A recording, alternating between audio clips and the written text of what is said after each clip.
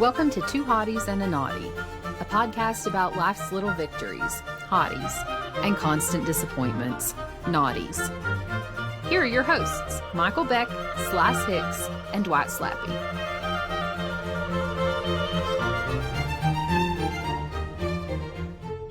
Welcome to Two Hotties and a Naughty. My name is Michael Beck.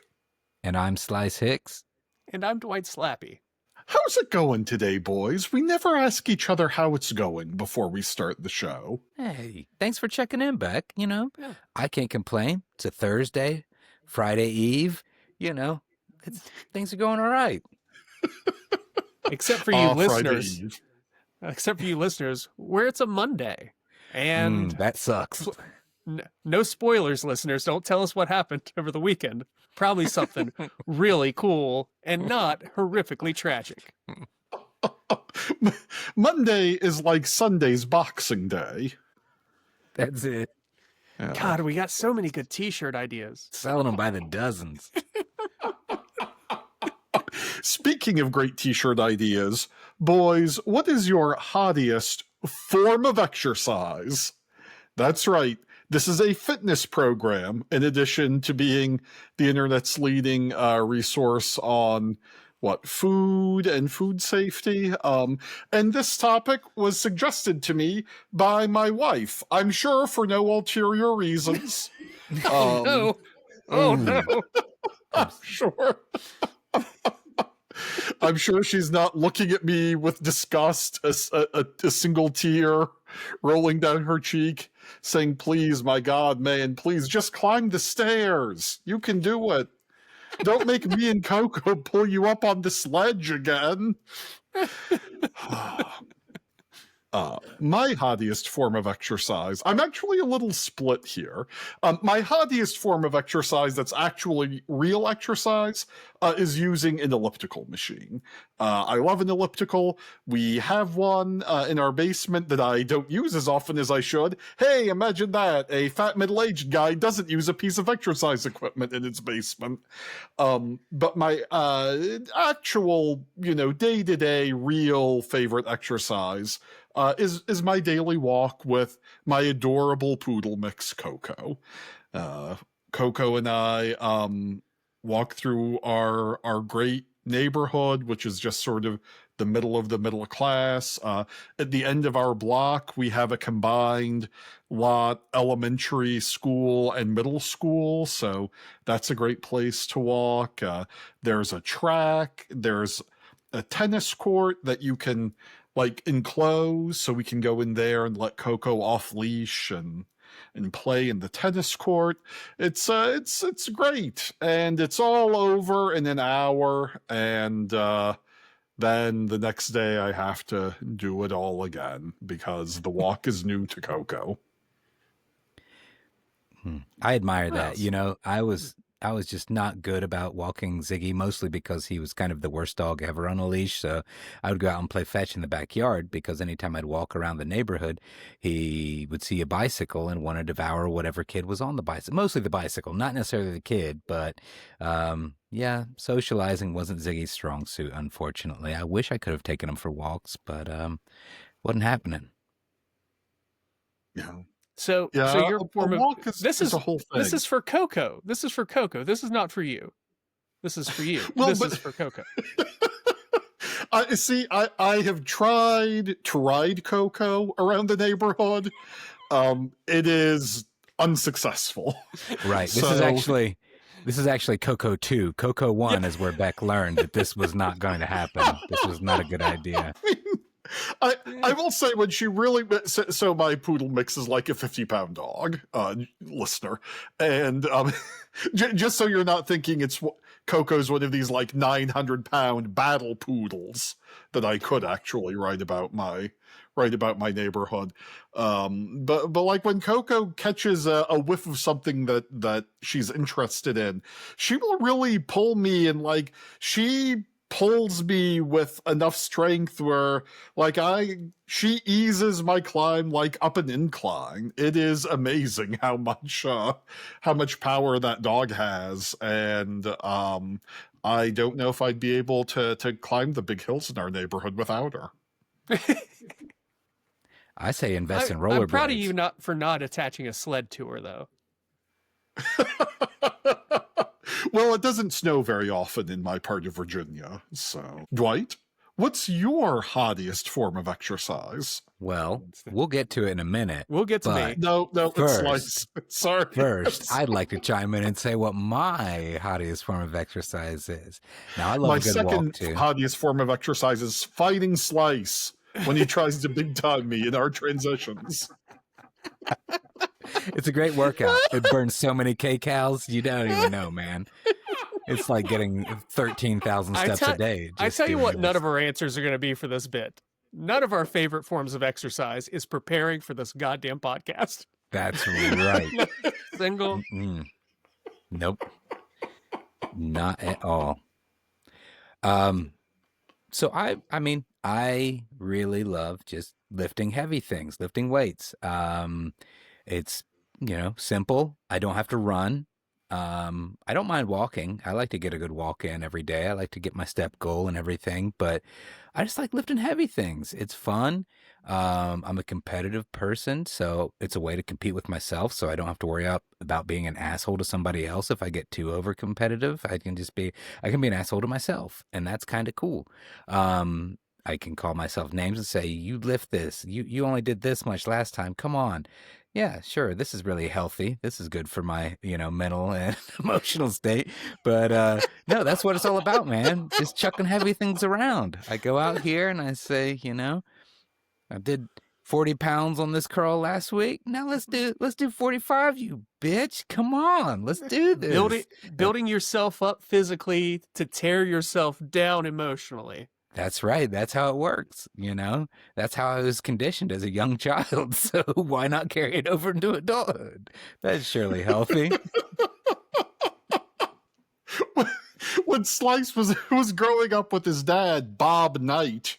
See? That's right. I can make sports jokes sometimes. He did hit me with a chair, but his name was not Bob Knight. So. But yeah, it's fun. I like to do it. Autumn, she will go out and lift too. We used to live together all the time, but schedules now that I'm back working again, she does her own thing in the morning because she gets to work remotely, and so she can sneak it in before, and my work day starts a little earlier. So I do mine in the evening, or if I wake up early enough, I get down here in the morning, and I have helped Des to do it. Kevin, I wish he would, because, God, I don't even know what that boy can bench now. Nada. So, but yeah, it's just fun. It's simple. I don't have to run. That's the main thing. If running's involved, count me out. I've done the HIT training, as they call it, and that was good, but that limits you to 30 seconds of running. I can run for 30 seconds. You asked me to run a 5K. What is HIT training? It's high intensity interval training. So basically, like, you do like 30 seconds of a really intense physical activity, then you take a 30-second rest, or you could change the rest or whatever.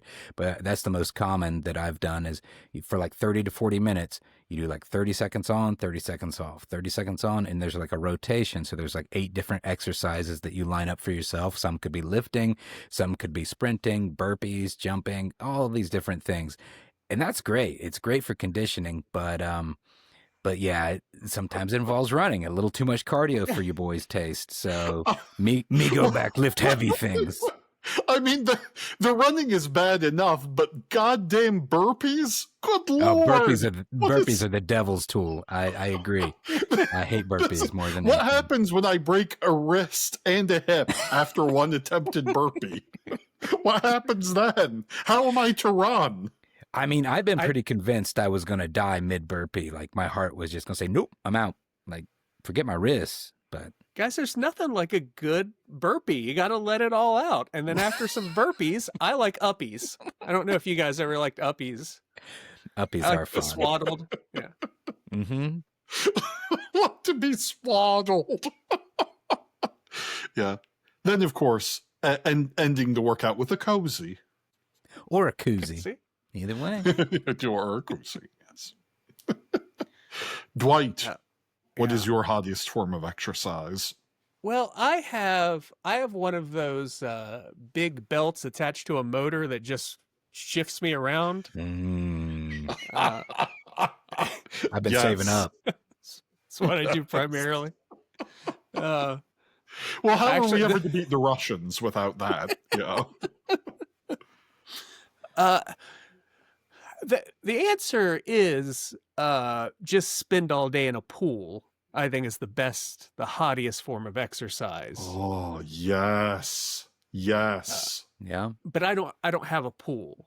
And I thought about joining the local Y just to swim every day. But the local Y where I live is just a real shithole of a building. So even if they keep the water warm, the enclosure, the indoor arena or whatever, doesn't keep anything. Like if it's cold outside, it's going to be freezing inside the pool. There's nothing to be done about it. But that's what I would like to do. I would like to join an old. Sorry, Beck, go ahead. I believe that indoor arena is called a natatorium. With the pool. Great. Like the Romans. Yeah. Hey, people like this show because they really learn something listening to it. If you've ever driven through certain parts of South Charleston, West Virginia, where my local Y is, you'll know that we call it the Dolly Dome because it looks like two big boobs. That's why. That's where our Y is. No, I get real answers. I don't have a good form of exercise. I need to. Lately, I've been feeling very stationary. I'm not moving around enough, and of course, I get this feeling now when it's about to turn bitterly cold outside. Because we live in a great area. Like the other day, I was like, I'm going to start hiking. And then the next day it was 32 out. I was like, why do I have these thoughts now? What? But our friend Brian told me about how he goes on hikes with like this weighted rucksack over his back. I'm like, oh, I could do that for a minute or two, and then from there I would go longer after that. Yeah, and our friend Brian now is like running on the track at 5 a.m. with it's a whole admirable but also just terrible thing. He's done. I get he has a family. He wants to live longer. Blah blah blah blah blah. But it's making the rest of us feel bad. Is what it's doing. Yeah. Yeah. An interesting fact about me that will surprise no one is if I could wake up at 5 a.m. and not have to exercise, but get all of the benefits of exercise simply by waking up at 5 a.m. Absolutely not. Get fucked. I'm not getting up at 5 a.m. What's wrong with you? I built my whole life around not having to wake up at 5 a.m. My ancestors didn't have a celery plantation in Florida, so their descendants had to wake up at 5 in the goddamn morning. I will gladly die in my sleep at 60 when it is 9:30 a.m. rather than wake up at 5:30 when I'm 74.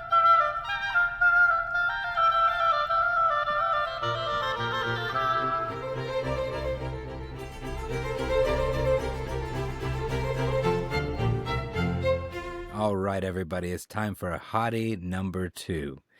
And this week, I'm going to hit you with what is your hottiest catchphrase? There are so many to choose from. Such classics as, don't have a cow, man. Did I do that? Hey, how you doing? I mean, just so many gems out there that we could really choose you took from. all of mine. Got him. Well, you got a little bit me rambling here before you have to choose your actual one. So mine goes to a little show called Parks and Rec. Donna and Tom, once a year, have a little tradition called Treat Yourself. And that's something to me, it's become a bit of a mantra because sometimes I think, especially when I'm lifting weights and talking down on myself, some days I need a little rest day to treat myself. And I got to remind myself, it's okay, buddy. You did good this time. You did good this week. So why don't you treat yourself? And what you do, you just go out. Don't feel guilty about what you're doing out here. Go out there, enjoy yourself. You want to go to Taco Bell and get that Crunchwrap Supreme? Get that Crunchwrap Supreme. You want to go out, get some fine leather chaps to wear around the house? You go out and get those fine leather chaps to wear around the house. See? That's what I'm saying. You want to go out and splurge, and even though your wife said, no, you don't need an 85-inch TV downstairs, you go out, you go to Best Buy, and you say, hey, it was on sale, $300 off. Got an 85-inch TV? Okay, it's only 75, but still, you get the idea. You treat yourself responsibly, but don't count yourself short. I think it's a beautiful thing. And, I think too often we feel guilty. This life is short. Go out there, live it to its fullest because you work hard. Go out there, you need to play hard, in moderation, responsibly. How often do you say this out loud? Or how often is it an internal monologue? 99% internal monologue. I can't say it out loud all the time. I mean, occasionally I do if I'm trying to encourage somebody, but then it's more of the, hey, treat yourself. Not, I can't really hit them with the treat yourself. Then it just gets awkward. You can't. Yeah, right. It gets real awkward. So, I just let Aziz do the cultural appropriation for both of you. Let Aziz. Aziz can take care of that. But I'm like, hey, treat yourself. You really deserve this, my friend. All right. There you go. And you do, Slice. You do deserve it. Yeah, I like to think so. Especially now that I'm a working boy again. I'm down here working the old 9-to-5er, If I want to treat myself to, some wings or whatever it may be on the weekend, maybe a beer or two, or 12, I might just do that, Let me share some information with Beck so he can judge whether or not you deserve to treat yourself. Okay. Very good. Very good. At the Halloween party the McElroys threw, I became aware that Slice has raised a child that showed up at the party without a costume, but after an hour came back downstairs in full Juggalo makeup. Whoop, whoop. Slice, you deserve to treat yourself. Thank you. Thank you. I do. Not for doing a good job, but just, God, you're dealing with so much. Existing, enduring. I need this, damn it. I need this. I need this 20-ounce bottle of Moon Mist. God, wash it down. Wash the pain down. I also want you to start saying that you're going to treat yourself dozens of times a day, and it has to be out loud. Beck, after another hour, a second child appeared from downstairs with Juggalo makeup. They were spreading. It was, I was concerned for everyone's safety. Now, I got the Juggalo jab, so I knew I wasn't going to be affected, but I don't know everybody's medical records there. Juggalitis 25 started that night. It was wild. It's still making its rounds. You should hear about the numbers out in Wayne County. They're just, woo. This sounds like a terrifying Halloween Eve. It was a lot spookier than I had anticipated. Spooky season to the max. Oh, spooky season. All right, Dwight, what about your favorite catchphrase? What's your hottiest?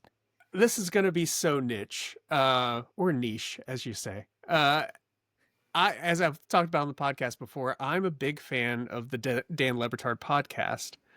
And several years ago, someone was talking about prop comedy on the show and said, well, even Steve Martin was a prop comic.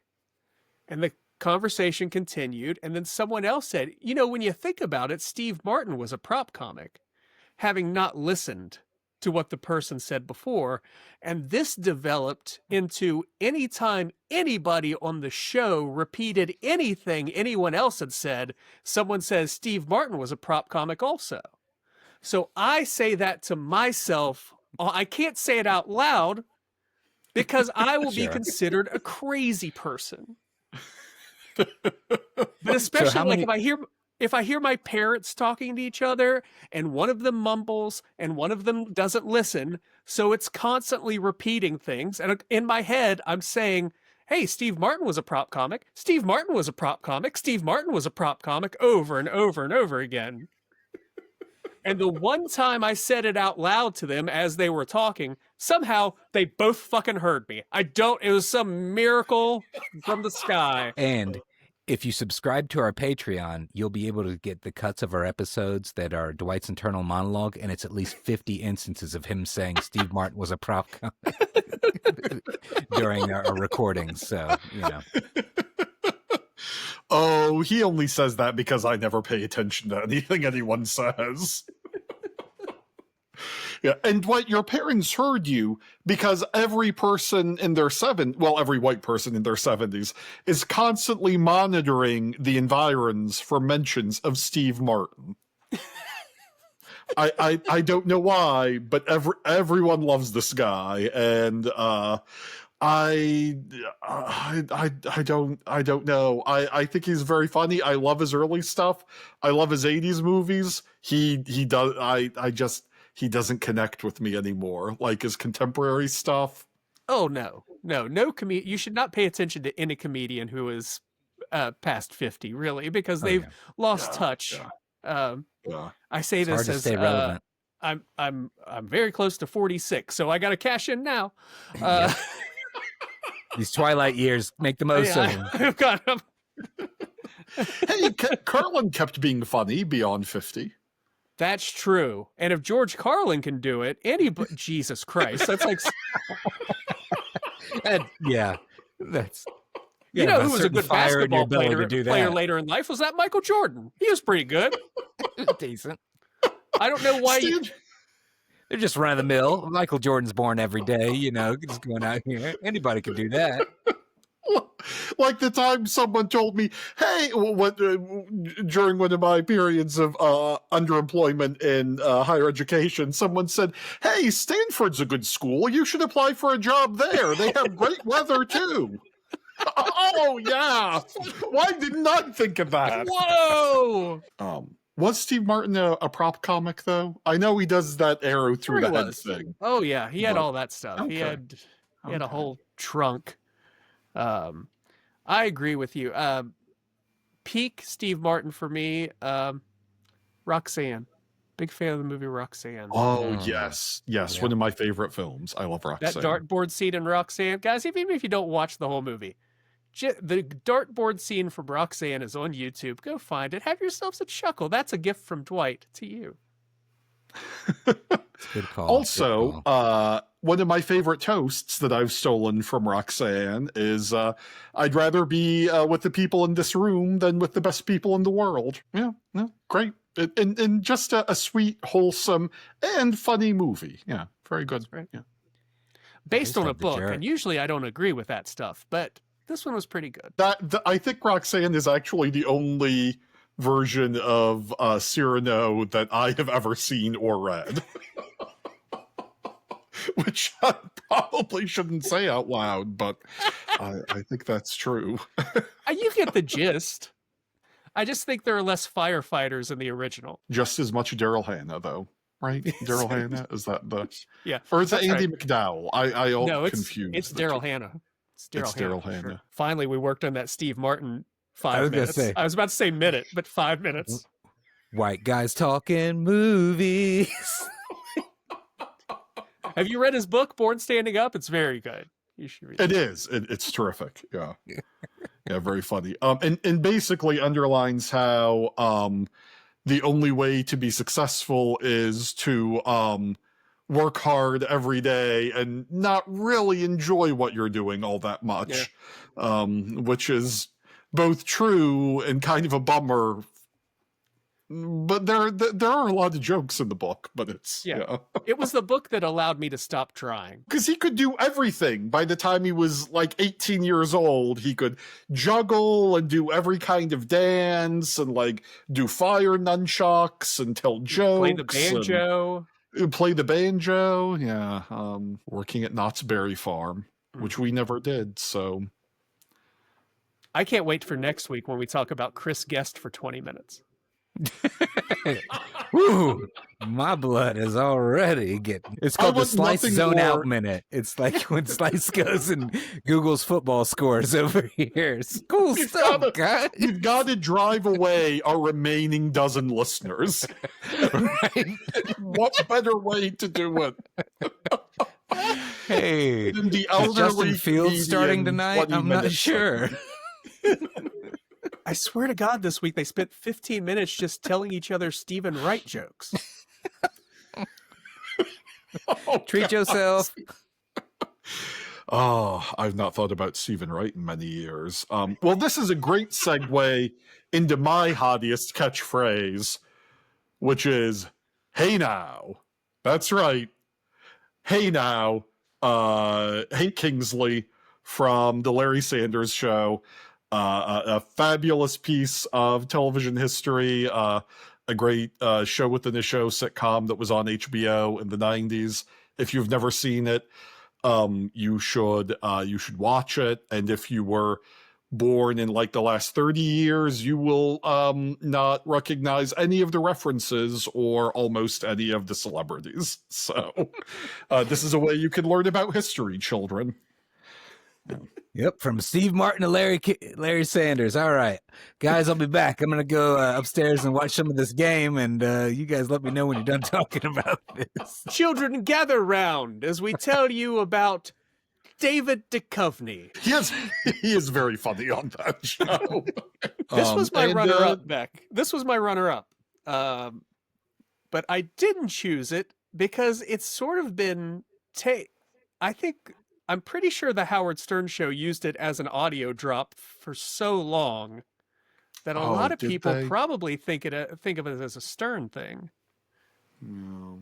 But you don't. I'm not a Stern listener. I'm just aware from clips. Yeah, no, I'm not a Stern listener. Although my wife and I have been watching this documentary series about Martin Scorsese. Speaking of middle-aged white guy stuff, and.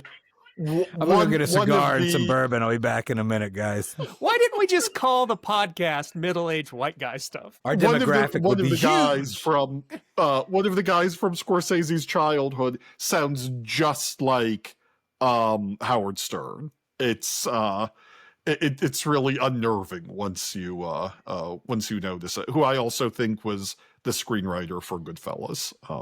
Sounds just like Howard Stern. Very strange. I get it. You guys are trying to pay me back for last week with the whole trees thing. I get it. You guys have done a great job. This is totally... You're really hammering it home here. I know, okay? I won't do trees again. I promise.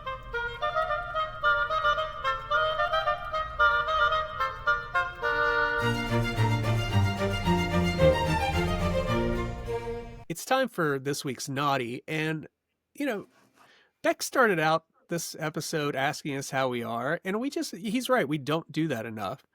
So instead of talking about some broad subject like we do every week, I'm just going to ask you guys, what's the naughtiest thing that happened to you this week? Just personally, what's the naughtiest thing? I have been helping my partner Leanne put up some Ring cameras around her house. Super easy to do, and I'm not super handy, but it is very easy to install these. And what has happened is the first night that they were up, we caught some rando peeking in to the windows downstairs here in my podcast studio, if you can believe this sacred space. Oh, hell no. And so instead of offering us the peace of mind and safety we thought the cameras would give us, now we're like, oh, great. Now somebody's going to break in. Now we're just both terrified. And I'm like, surely this has happened many times before, but this is the first time we're aware of it. But knowing Leanne and myself, really, it's going to be a while before we just stop checking it constantly. Mm-hmm. We're going to up all the sensitivities on the camera, so we're picking up everybody in the neighborhood. I just really wish it wouldn't have been the first goddamn night we had the cameras up that we picked somebody up.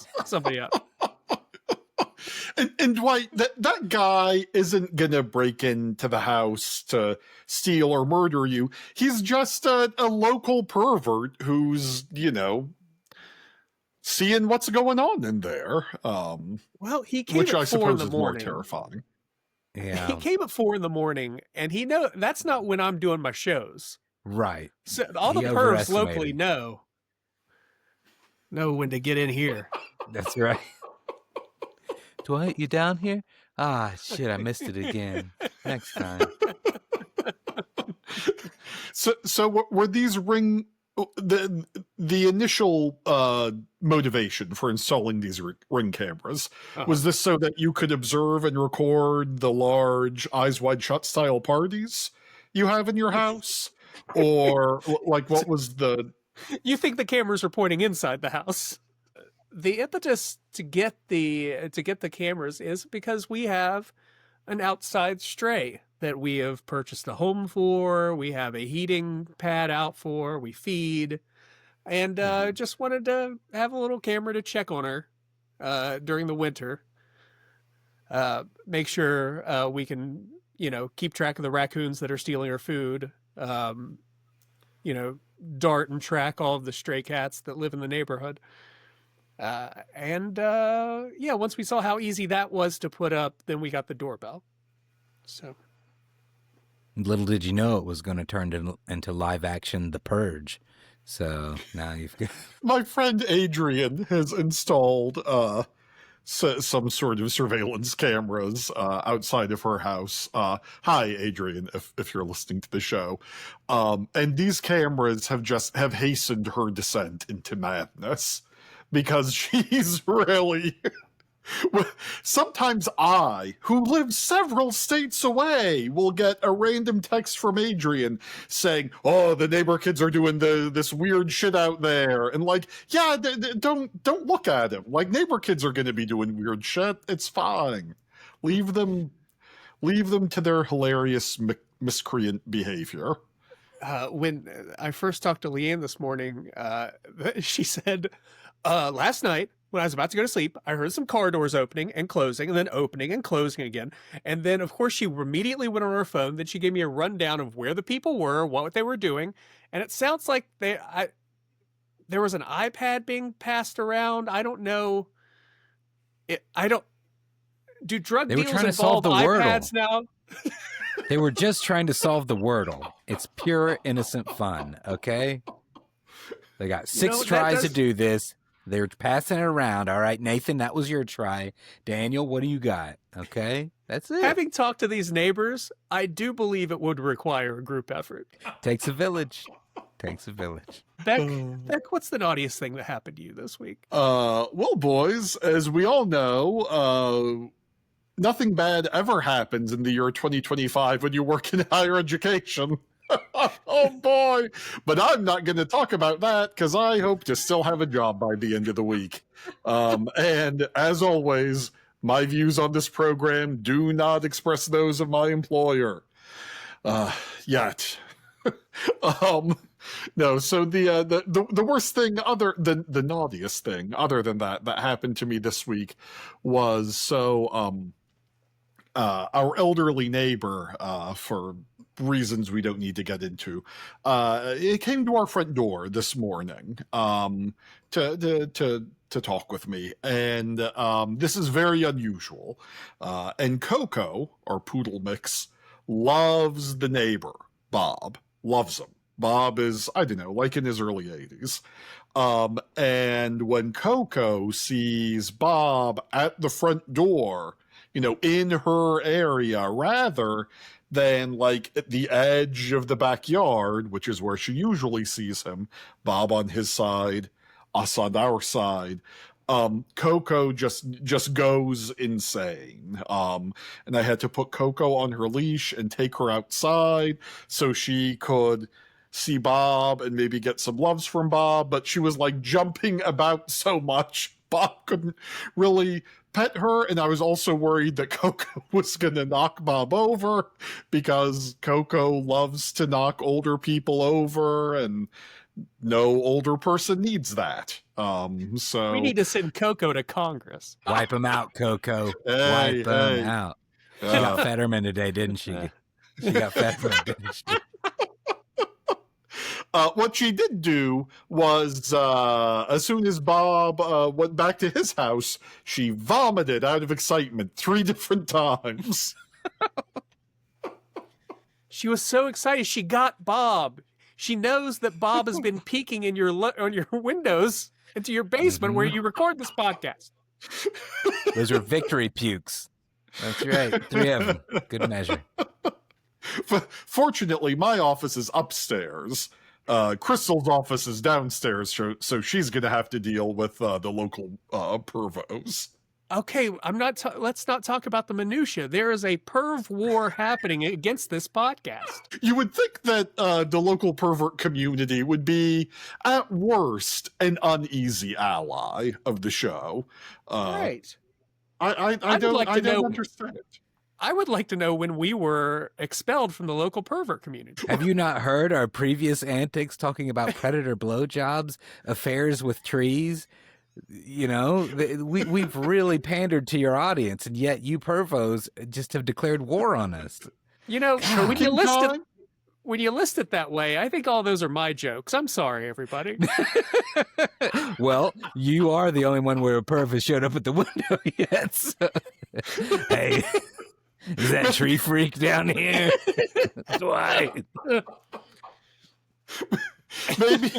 Maybe the perverts are angry that your cameras aren't pointed in at you. Then the stream broadcast on big screen televisions posted outside your house.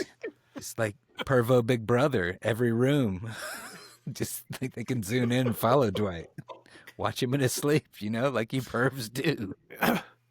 Yeah, I do need to make this the pervert Times Square of Charleston, West Virginia. Just huge screens on the outside of the house where I'm just advertising all of the horrible things that I do.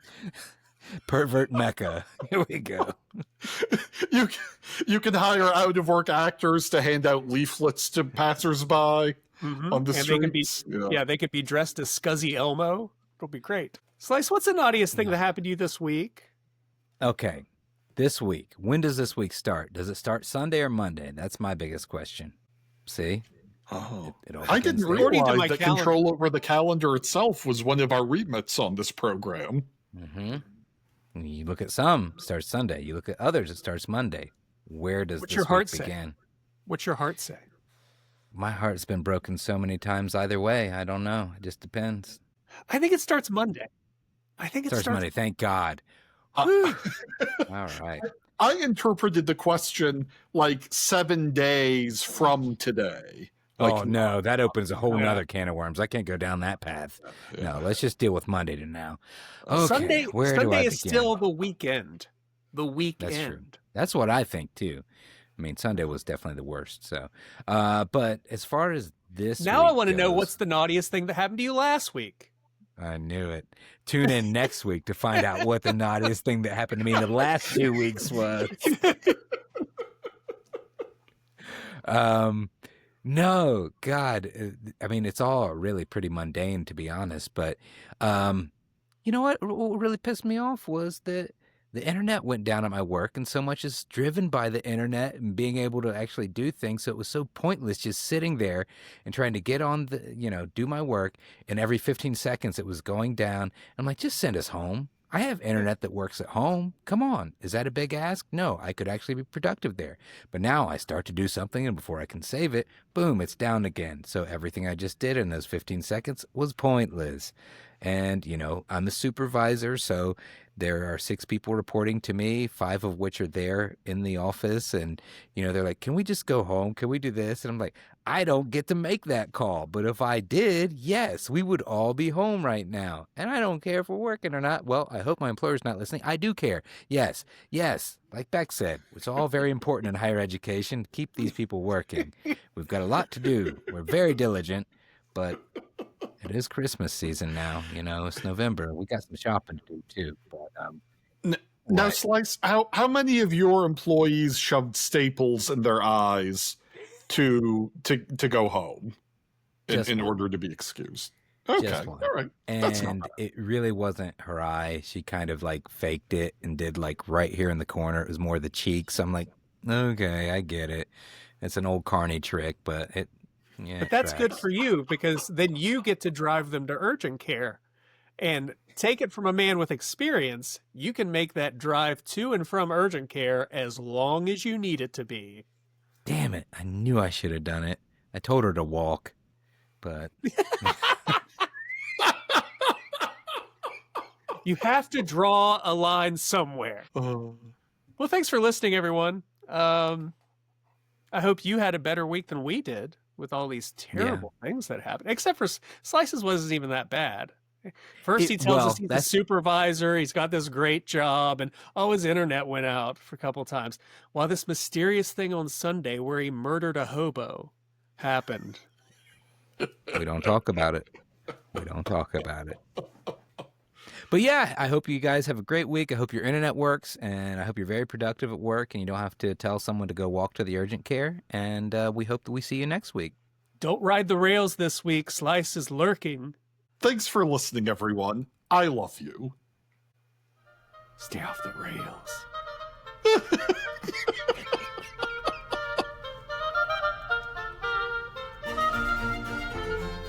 Thank you for listening. This has been Two Hotties and a Naughty, a podcast about life's little victories and constant disappointments, as hosted by Michael Beck, Slice Hicks, and Dwight Slappe. Editing and production by Michael Sullivan. Our theme is Handel's entrance of the Queen of Sheba for two oboes, strings, and Continuo allegro, as performed by the Advent Chamber Orchestra. Crystal Howe speaking.